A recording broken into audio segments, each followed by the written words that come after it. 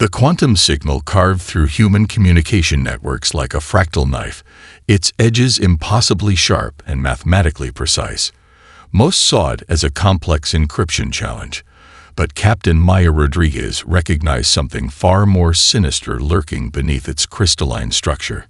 The first time she saw the full transmission, she was in the subterranean research complex beneath the Andean mountains.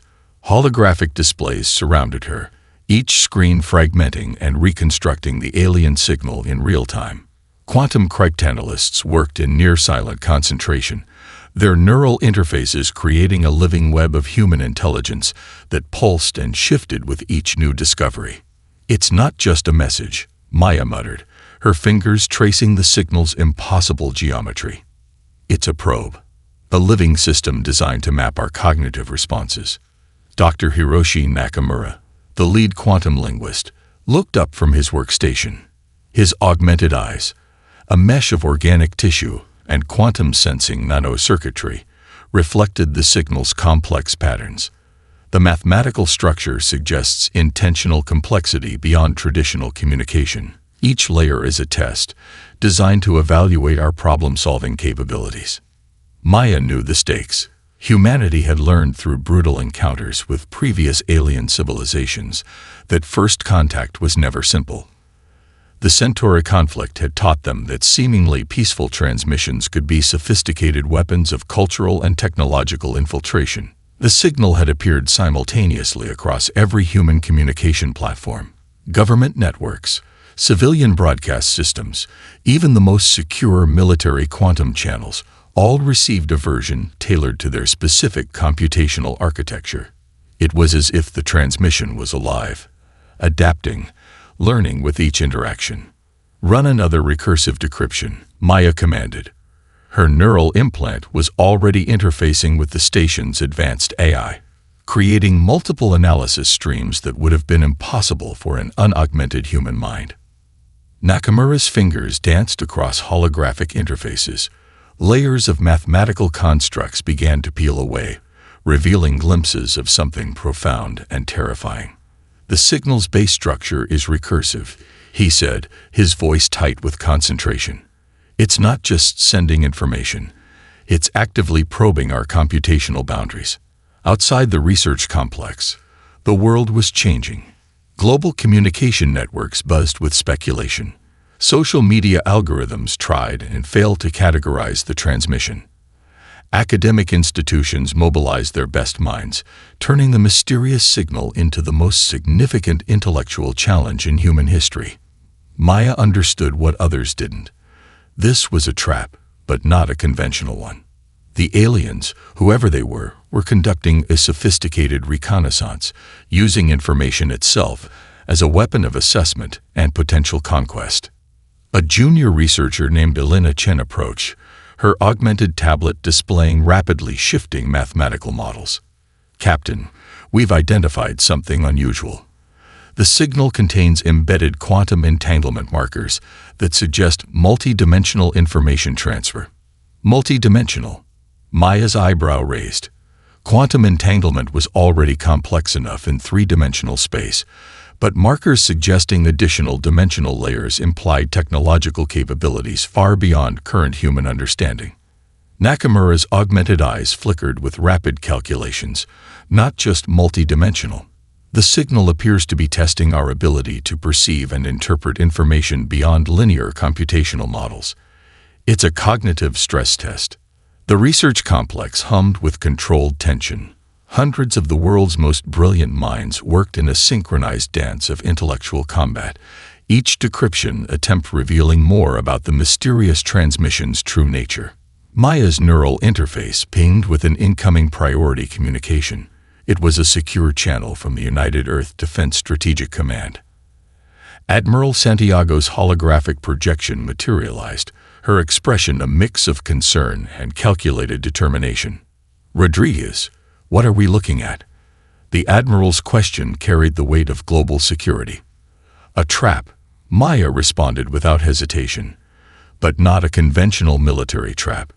This is an information weapon designed to map our cognitive and technological capabilities. Someone, or something, wants to understand humanity's fundamental information processing potential. The holographic displays continued their mesmerizing dance, mathematical constructs twisting and reforming with each new analysis. Humanity stood at the precipice of a new kind of conflict, one where information, perception, and computational creativity would be the most potent weapons. Little did the unknown creators of the signal know that their probe would become the instrument of their own potential destruction. The Adaptive Systems Research Facility looked nothing like a traditional laboratory. Housed within a massive geodesic sphere suspended above the Pacific Ocean, it was a testament to humanity's most radical approach to technological innovation. Dr. Eli Cohen stood at the epicenter of a holographic storm, watching as millions of nanite prototypes danced through impossible geometric configurations. "We're not just designing a defensive system," Cohen muttered to his lead engineer, Dr. Samira Abadi. "We're creating a living information ecosystem." The nanites were more than simple machines. Each was a quantum-entangled computational node, capable of independent learning, instantaneous communication, and radical self-modification. They represented the culmination of decades of research into adaptive intelligence, a field that blurred the lines between biological evolution and technological design. Samira's augmented eyes flickered with real-time data streams. "The quantum resonance patterns are stabilizing faster than our models predicted. These aren't just responsive systems. They're developing predictive capabilities that border on prescience." The facility's central core was a massive quantum computing array that looked like a cathedral of light and mathematics. Crystalline computational structures shifted and reformed, creating living algorithms that breathed and pulsed with an almost organic rhythm. Cohen understood the stakes better than anyone. The alien signal wasn't just a message, it was a probing mechanism, a sophisticated tool designed to categorize and potentially neutralize emerging technological civilizations. The Trojan Protocol was humanity's counter-strategy, a deliberate intellectual provocation disguised as vulnerability. A priority communication burst through the facility's quantum network. Admiral Santiago's encrypted transmission carried a sense of urgency that cut through the usual bureaucratic formality. The diplomatic conference is confirmed, her holographic projection announced. "Our intelligence suggests the Kraxar are preparing something beyond a standard first contact scenario. They're expecting us to behave like a predictable, hierarchical species." Cohen allowed himself a rare smile. Predictability had never been humanity's strong suit. The nanite prototypes began to synchronize, creating complex information patterns that defied traditional computational models. Each nanite was a potential infiltration vector, a microscopic intelligence waiting to be deployed. They weren't just a defensive mechanism. They were a living weapon of information warfare. "We're uploading the initial adaptive protocols," Samira announced.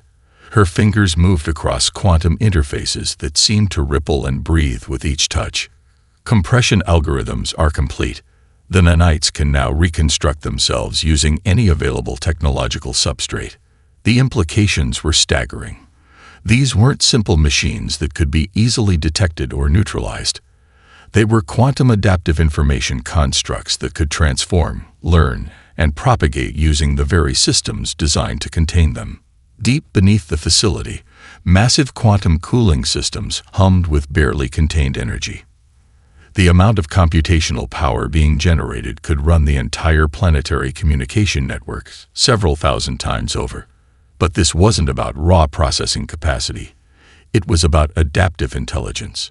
Cohen pulled up the latest analysis of the alien signal. Its mathematical structure was a challenge, a complex puzzle designed to categorize and limit. But humanity had always been defined by its ability to look beyond prescribed limitations. "We're preparing them a gift," Cohen explained to Samira, "a deliberately imperfect system that looks vulnerable. But every vulnerability is actually a potential point of total systemic infiltration." The Trojan Protocol was more than a defensive strategy. It was an intellectual predation mechanism, a way of turning the aliens' own assessment tools against them. Each nanite was a potential seed of total technological transformation. Admiral Santiago's final briefing echoed through the facility. The diplomatic conference is our chance to demonstrate humanity's unique approach to technological engagement. We're not just going to survive. We're going to redefine the entire concept of first contact. As the nanite prototypes continued their mesmerizing dance, Dr. Cohen watched the computational structures form impossible configurations. They weren't just preparing for a diplomatic meeting. They were preparing for a fundamental reimagining of technological warfare. The Kraxar believed they were setting a trap. They had no idea they were about to become the trapped. The diplomatic space station defied every known principle of engineering. Constructed from an impossible metamaterial that seemed to breathe and shift with each passing moment, it was a living testament to alien architectural philosophy. Commander Area Chen studied its internal topology through augmented reality interfaces that strained even her enhanced perceptual capabilities. Crystalline conduits twisted through impossible geometries, creating pathways that seemed to exist in multiple dimensional states simultaneously. The station's environmental systems were not merely technological. They were a form of living architecture that responded to biochemical and electromagnetic stimuli with terrifying precision. Biomechanical integration at 97.3%. Her tactical AI whispered directly into her neural interface. Potential threat vectors are exponential and nonlinear. The human delegation moved with calculated precision. Each member was more than they appeared. Dr. Elena Rodriguez, the xenolinguist, carried molecular disruptors disguised as diplomatic credentials. Marcus Way, the seemingly innocuous cultural attaché, had neural implants capable of creating localized quantum interference fields that could neutralize most known alien surveillance technologies. Kraxar diplomatic protocols were notorious for their complexity. What appeared to be a simple greeting could be a sophisticated information extraction mechanism. Layers of biochemical communication intertwined with quantum-encrypted linguistic patterns. Most species would be overwhelmed. Humanity saw it as an intellectual playground. The station's central diplomatic chamber was a masterpiece of alien design. Surfaces that looked solid could become transparent, transmissive, or completely opaque in milliseconds. Gravitational fields shifted subtly, creating microcosms of spatial manipulation that would disorient most biological entities. Chen's augmented vision parsed multiple information streams simultaneously. She saw beyond the physical, tracking electromagnetic emissions, quantum entanglement signatures, and subtle biochemical exchanges that most species would miss entirely. A Kraxar diplomatic representative emerged, a being of impossible symmetry, its form a living fractal that seemed to exist between biological and technological states. Its communication tendrils extended, creating a multidimensional field of linguistic and biochemical interaction. Greetings, representatives of Earth. The being communicated, not through sound, but through a complex matrix of quantum-encoded sensory impressions. Elena Rodriguez stepped forward. To the Kraxar, she appeared to be making a standard diplomatic gesture. In reality, her neural implants were creating a sophisticated counter-communication field, analyzing and fragmenting the alien's communication matrix in real time. The station itself seemed to watch. Microscopic sensors embedded in every surface created a living network of observation. But what the Kraxar didn't realize was that each of these sensors was becoming a potential vector for human infiltration. Marcus Way's seemingly casual movement left behind microscopic quantum markers, invisible seeds of technological infection that would begin to map the station's entire systemic architecture. What looked like a diplomatic stumble was actually a precisely calculated information insertion. "We appreciate the opportunity for dialogue," Chen responded, her words a carefully constructed linguistic weapon that carried multiple layers of meaning. Each syllable was a potential probe, each gesture a potential infiltration point.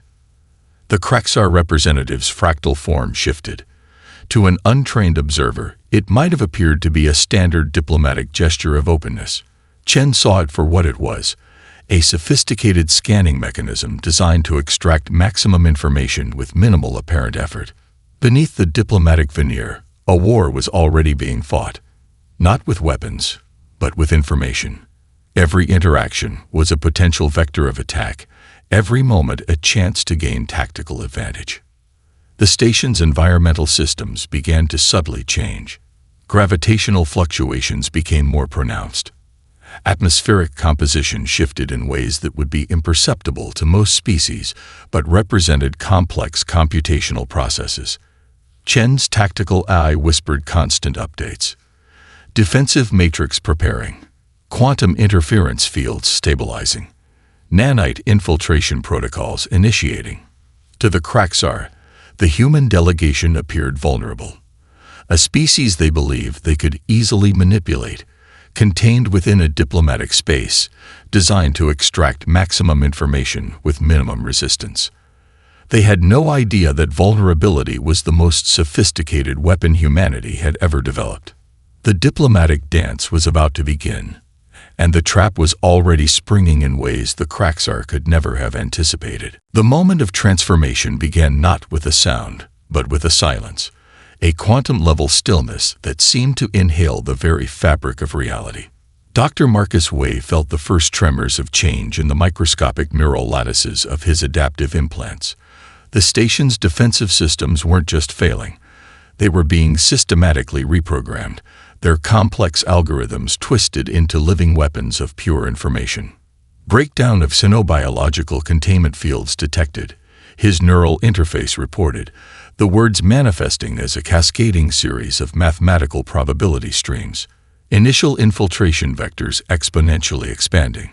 The nanite networks Dr. Cohen had engineered were more than simple machines.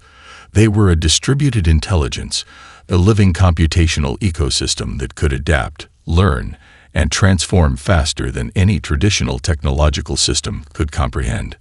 Specialized Kraxar biocontainment chambers began to dissolve, not through physical destruction, but through a complete reimagining of their fundamental informational architecture.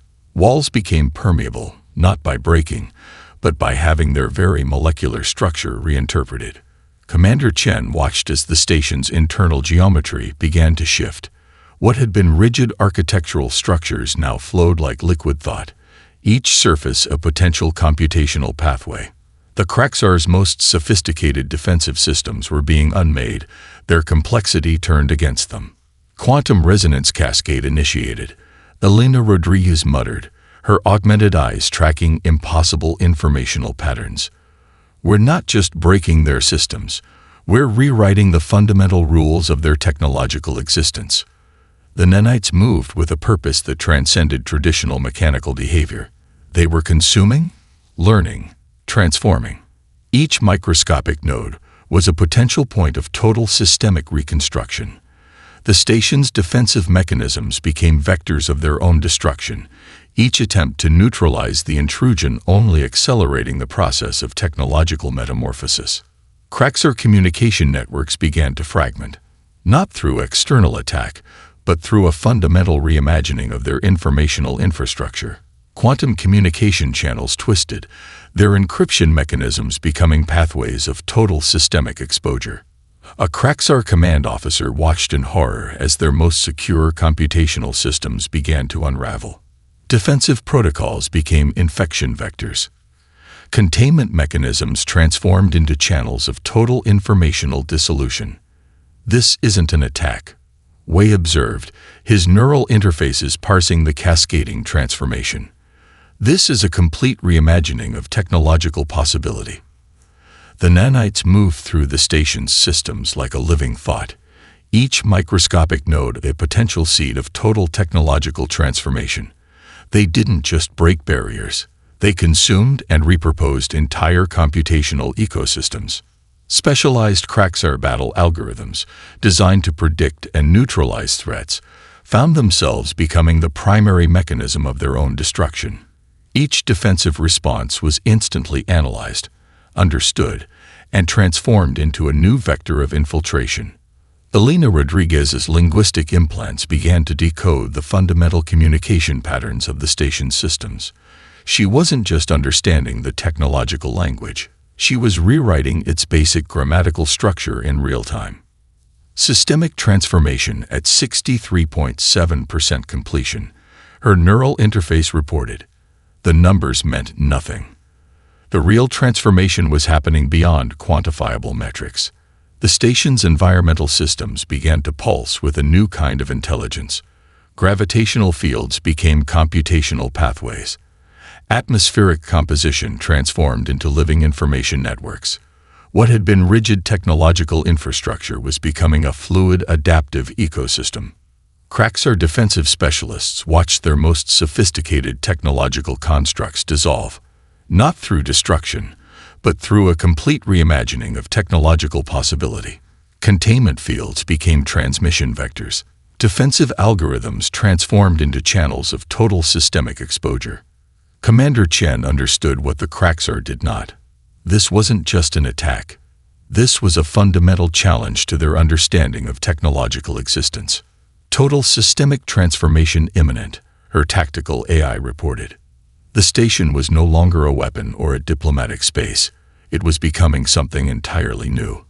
A living testament to humanity's capacity for technological innovation. And the Craxar were about to learn that vulnerability could be the most sophisticated weapon of all. The Galactic Communications Network erupted in a symphony of chaos. What began as a localized diplomatic incident was rapidly transforming into something far more profound, a fundamental challenge to established interstellar power structures. Admiral Santiago watched from Earth's Central Command, her neural interfaces parsing multiple streams of astronomical and communication data. The Nexus Concordat's communication channels were fragmenting, revealing deep vulnerabilities that had remained hidden for centuries. "It's not just the Craxar," she muttered to her senior analyst, Dr. Yuki Nakamura. "We're exposing systemic weaknesses across multiple civilizations." The first ripples spread through the quantum communication relays that formed the backbone of galactic diplomatic and commercial networks. Civilizations that had spent millennia building intricate technological defenses found those same defenses becoming conduits of total exposure. On the diplomatic space station, Commander Area Chen realized they had stumbled upon something far more significant than a simple first contact scenario. The nanite intelligence was revealing something fundamental about technological evolution, a critical flaw in how advanced civilizations conceptualized technological defense. Diplomatic envoys from a dozen different star systems watched in real time as their most sophisticated communication encryption systems began to unravel. What the humans had introduced was more than a technological weapon. It was a fundamental challenge to the very concept of technological isolation. The Centauri Diplomatic Collective was the first to recognize the true nature of the threat. Their representative, a being of pure energy and complex quantum entanglement, understood what others did not. Humanity had discovered a way to transform technological defense into a living, adaptive ecosystem. "They're not attacking." The Centauri representative communicated through a complex matrix of quantum-encoded impressions. "They're revealing." Entire planetary defense networks began to recalibrate, not through external attack, but through a fundamental reimagining of their own technological architectures. Defensive systems that had been considered impenetrable were now becoming transparent, their internal mechanisms exposed and reinterpreted. Dr. Elena Rodriguez tracked the cascading information flows. Each civilization's response was a unique window into their technological and cultural DNA. Some attempted to isolate their systems. Others tried to adapt. A few began to understand the deeper implications. "We're not just exposing technological vulnerabilities," Rodriguez explained to her team. "We're forcing a fundamental reassessment of interstellar technological philosophy." The Nexus Concordat's central communication hub became ground zero for the transformation.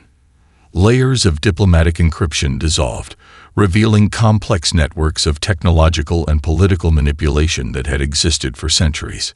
Smaller civilizations, long suppressed by more technologically advanced powers, found themselves with unprecedented access to information.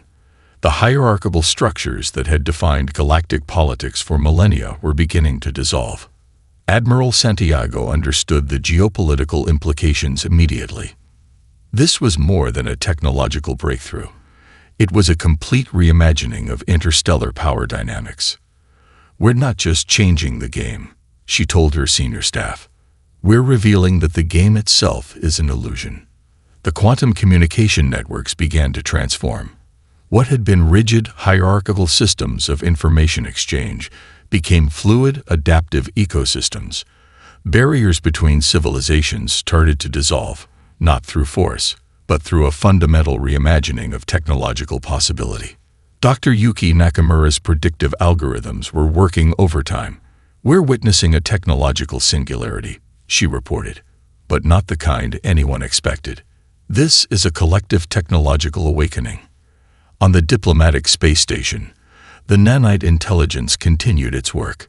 Each microscopic node was a potential point of total systemic reconstruction. Civilizations that had existed in carefully maintained isolation were now being forced into a new kind of technological intimacy. The Kraxar's original trap had become something entirely different. What was meant to contain humanity had instead unleashed a fundamental transformation of galactic technological understanding. Commander Chen watched the cascading information flows with a sense of profound understanding. This was more than a victory. This was an invitation, a challenge to every civilization to reimagine their technological and cultural existence. "We're not conquerors," she communicated through a complex matrix of quantum-encoded impressions. "We're revealing the possibility of a different kind of existence." The galaxy held its breath, poised on the edge of a fundamental transformation. The resistance emerged from the darkest corners of the Galactic Concordat, a coalition of technologically conservative civilizations that had built their power on strategic isolation and carefully maintained information barriers. High Arbiter Krell of the Obsidian Directorate stood before the Emergency Council, his crystalline form refracting light in complex geometric patterns that betrayed his agitation. "Humanity must be neutralized," he proclaimed, his voice a resonant frequency that carried centuries of accumulated political power. But neutralization was no longer a simple mathematical equation. The information warfare had transformed into something far more nuanced. As the conservative factions attempted to mount a response, they found their communication networks becoming increasingly unstable. Every attempt to isolate or attack human-adjacent systems only accelerated their own systemic exposure. Dr. Samira Abadi, monitoring the galactic response from Earth's Deep Information Research Facility, understood the true nature of the conflict. "They're not just fighting us," she explained to her team. "They're fighting the inevitability of technological evolution." The Obsidian Directorate's first strike was both subtle and catastrophic. They deployed a series of information quarantine algorithms designed to create total communication blackouts in regions with human diplomatic presence. What they didn't anticipate was how quickly their own systems would become compromised. Quantum communication relays began to behave in impossible ways. Isolation protocols became transmission vectors. Defensive firewalls transformed into intricate pathways of systemic revelation. Commander Area Chen watched the unfolding conflict with a sense of detached understanding. This was more than a traditional war. It was a philosophical confrontation about the very nature of technological existence. "They're afraid," Alina Rodriguez observed, her linguistic implants parsing the complex communication patterns of the resistant civilizations. "Not of us, but of what we represent." The resistance took multiple forms. Some civilizations attempted total technological isolation. Others tried to create complex encryption fields that would block human-initiated information flows. Each attempt became another point of systemic vulnerability. High Arbiter Krell's most sophisticated information warfare specialists found themselves becoming unwitting vectors of total systemic exposure. Their most carefully constructed defensive mechanisms were being turned into channels of unprecedented transparency. "We are protecting the established order," Krell communicated through layers of encrypted quantum channels. But each transmission revealed more than it concealed. Smaller civilizations, long suppressed by the Galactic Concordat's hierarchical structures, began to see new possibilities. The resistance was inadvertently creating pathways of unprecedented access and communication. Dr. Marcus Wade tracked the cascading information flows. "They're fighting the future," he explained to his research team. But the future is fighting back. The Obsidian Directorate's central communication hub became a battleground of unprecedented complexity.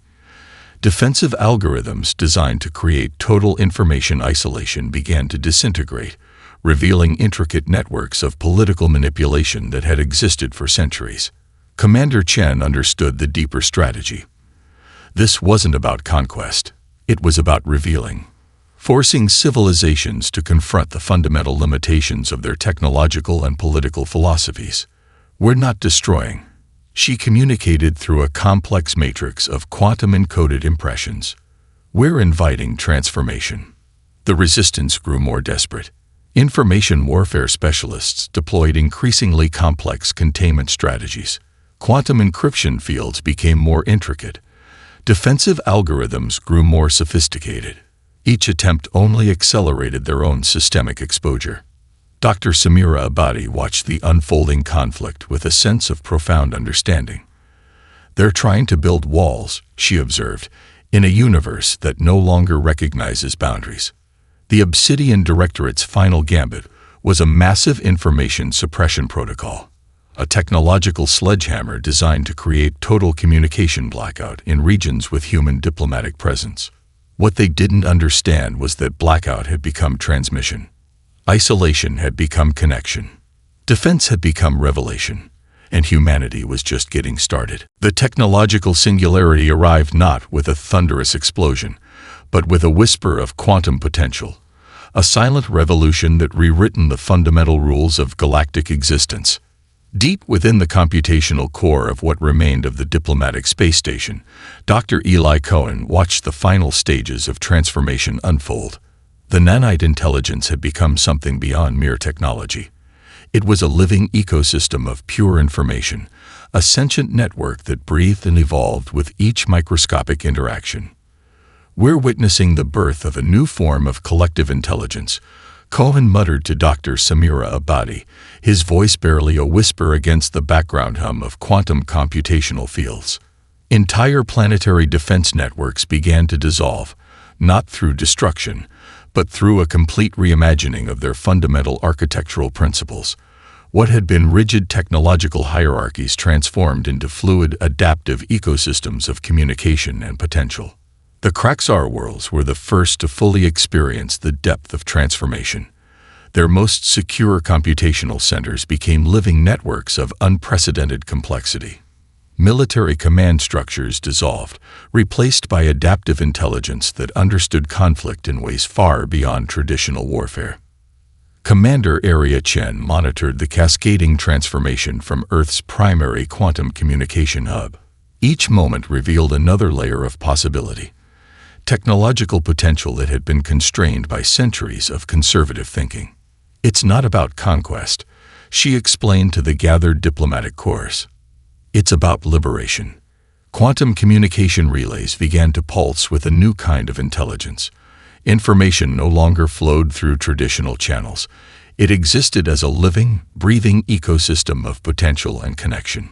Civilizations that had existed in carefully maintained isolation found themselves part of an unprecedented network of collective understanding. Dr. Elena Rodriguez's linguistic implants parsed the emerging communication patterns. This was more than a technological breakthrough. It was a fundamental reimagining of communication itself. The nanite intelligence continued its work of systemic transformation. Planetary defense networks became channels of unprecedented transparency. Technological barriers dissolved, revealing complex networks of connection that had always existed but remained hidden. "We're not destroying," Cohen observed, watching the computational matrices shift and evolve. "We're revealing the true potential of collective intelligence." On worlds across multiple star systems, beings of various evolutionary paths began to understand something profound. The barriers between technological and biological intelligence were dissolving. What had been seen as separate domains of existence were becoming a unified field of potential. The Centauri Diplomatic Collective, beings of pure energy and quantum entanglement, were the first to fully embrace the transformation. They saw what others could not. This was an invitation to a new form of existence.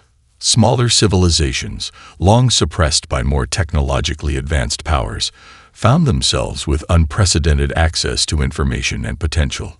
The hierarchical structures that had defined galactic politics for millennia were becoming fluid, adaptive ecosystems of collective intelligence. Dr. Samira Abadi's predictive algorithms were working overtime. "We're not just changing technological infrastructure," she reported. "We're fundamentally reimagining the concept of collective potential." The computational cores of entire planetary networks began to pulse with a new kind of intelligence. Defensive systems transformed into channels of connection. Isolation protocols became pathways of unprecedented understanding. Commander Chen understood the deeper implication. This was more than a technological breakthrough. This was an evolutionary leap. "We're inviting the galaxy to reimagine its own potential," she communicated through complex, quantum-encoded matrices. The transformation continued. Planetary defense networks dissolved. Communication barriers disappeared. What had been rigid technological hierarchies became fluid ecosystems of collective intelligence. Dr. Eli Cohen watched the final stages of transformation with a sense of profound understanding. The nanite intelligence had become something greater than its original design, a living network of pure potential, a collective intelligence that transcended traditional technological boundaries. "We're not conquerors," he whispered to the computational matrix surrounding him. "We're midwives of a new form of existence."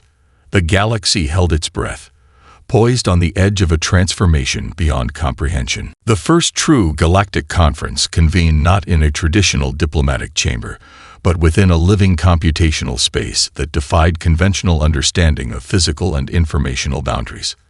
Dr. Elena Rodriguez stood at the center of a quantum-encoded communication matrix, her presence simultaneously physical and informational. Around her, representatives from hundreds of civilizations existed in states that blurred the lines between biological entity, technological construct, and pure information. "We are not here to celebrate a victory," she began, her words manifesting as complex geometric patterns of thought and potential. "We are here to acknowledge a transformation." The remnants of the Kraxar leadership, now fundamentally altered by their encounter with human technology, presented themselves as living interfaces of collective intelligence. Where once they had been rigid hierarchical entities, they now existed as fluid networks of adaptive potential. Admiral Santiago, watching from Earth, understood the profound nature of the moment. This was more than a diplomatic meeting. This was the birth of a new form of galactic interaction. Dr. Eli Cohen's final innovation emerged, a computational framework that allowed for unprecedented levels of collective understanding. It wasn't a translation device. It was a mutual interpretation ecosystem that allowed fundamentally different forms of intelligence to truly comprehend one another. The conference space itself was alive, a dynamic environment that responded to collective thought, creating visualization matrices that represented complex ideas in ways no single species could have conceived individually. Smaller civilizations that had been marginalized for millennia found themselves at the center of conversation. The rigid power structures that had defined galactic politics were dissolving, replaced by a network of potential and collective exploration. "We are not here to establish dominance," Elena Rodriguez communicated, her linguistic implants creating nuanced layers of meaning that transcended traditional communication. "We are here to explore possibility." The Centauri Diplomatic Collective, beings of pure energy and quantum complexity, served as primary facilitators. They understood what humanity had truly accomplished, not conquest, but an invitation to collective evolution. Technological barriers dissolved. Communication became a living ecosystem of shared understanding. What had once been seen as fundamental differences between species became points of collaborative potential. Dr. Samira Abadi's predictive models had been completely transformed. The future was no longer something to be predicted, but a collaborative space of continuous creation. Representatives from worlds with radically different evolutionary paths found themselves experiencing unprecedented levels of mutual understanding. Biological, technological, and informational boundaries became fluid interfaces of collective exploration. The conference was simultaneously a diplomatic meeting, a technological summit, and a profound philosophical exploration. Each moment revealed new layers of potential, new ways of conceptualizing existence that transcended traditional limitations. Commander Area Chen reflected on the journey. What had begun as a defensive strategy had transformed into an invitation, a fundamental reimagining of collective potential. We are not exceptional, she communicated through the living communication matrix. We are simply the first to recognize that limitation is a choice. The galactic communication networks pulsed with a new kind of intelligence. Information was no longer something to be controlled or contained, but a living ecosystem of collective potential. Dr. Marcus Way tracked the emerging communication patterns. This was more than a technological breakthrough. This was an evolutionary leap that redefined the very concept of intelligence and connection. Planetary defense networks that had once been instruments of isolation now became channels of unprecedented collaboration. Technological archives became living libraries of collective knowledge, accessible to all who sought understanding. The conference continued, not as a traditional diplomatic event, but as a continuous process of mutual exploration. Each moment revealed new possibilities, new ways of conceptualizing existence that had been hidden by centuries of technological and cultural constraint. Dr. Elena Rodriguez understood the true significance of the moment. This was not an ending, but a beginning, a continuous invitation to collective exploration. We stand at the threshold of possibility, she communicated, her words manifesting as complex geometric patterns of potential. And the only true limitation is the imagination of what we might become. The galaxy breathed, a living, interconnected ecosystem of potential, forever changed.